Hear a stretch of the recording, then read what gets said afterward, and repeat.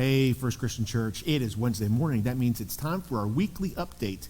And just a couple things that are in the works, so I want to make sure that you're aware of. And I know that we've talked about one of these for a couple months now.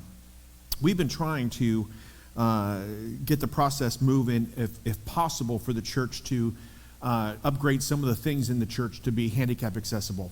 And we've got numbers, we got things, and so it's going to go before the board. If the board chooses to, then we might be able to go ahead and do some stuff. I'm actually going tomorrow to visit a school in Tupelo that actually has what they call a wheelchair stair lift. And I'm going to go tomorrow, and I'm going to take pictures of it. I'm going to go on it. I'm going to have a video made about it, just so, because that would be something that we would be able to do, hopefully be able to do, over here in this hallway that goes down from here down into the nursery. So that's something, and we're still looking through things, and we're still trying to help with things. So just be patient with us as we go through this. Also, there is talk of having a church-wide cleanup day, and that may be in March. There's somebody, I'm not going to mention the person's name, who's trying to head that up and needs to get everything all organized and put in place. So we're talking the last Saturday of March, having a church-wide cleanup day, and it's something that needs to be done. And so we're looking forward to that, and there's even talk of possibly even having food. So that would be pretty exciting for everybody as well. Oh, speaking of food, Sunday night is eschatology. I know it's Super Bowl Sunday. I understand. I could try to keep the class, relatively short, but we're still going to have fellowship that night too, so we're still going to have food. So if you want to come on Sunday night, that's what we're having. So Fellowship Committee is going to be having food for our time there. So I think that's all of the announcements that I have. You're reading this week Joshua. Now, in Joshua, I have preached twice on the same chapter, and one not too many months ago. And when you read through it, if you were here when I did chapter 7 in Joshua, you all know, and you'll remember the tagline that was in there. So, the Israelites were going into the promised land. They have already defeated one army. They were going against another, and they got routed. They got beat, and they came back, and they were praying to find out why did God leave them? Why did God not allow them to continue? And it turned out that there was someone, his name is Achan.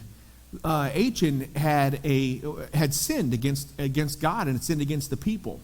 And that prevented them from going into the promised land.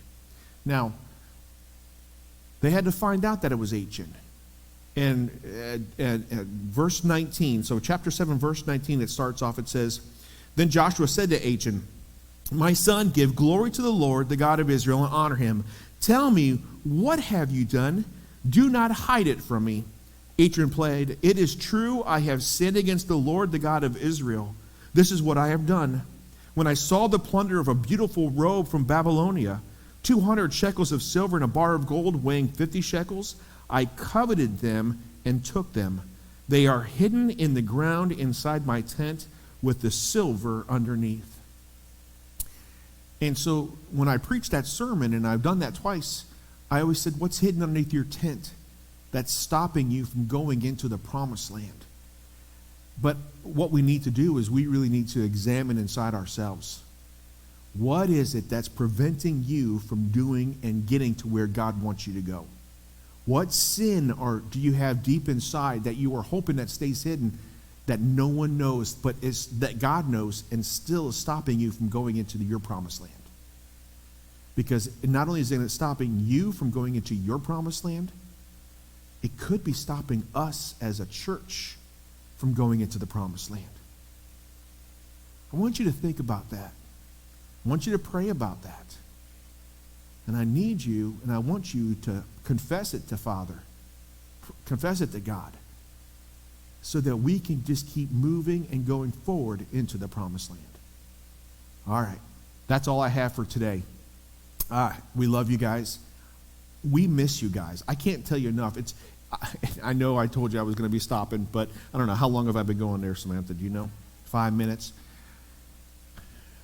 It is super hard to do church without you. It is. It's hard to do what we do without you being here. We need you here. Think about that too. All right, love you guys. We will talk to you soon, and I can't wait to see you on Sunday. All right, have a great day, everybody.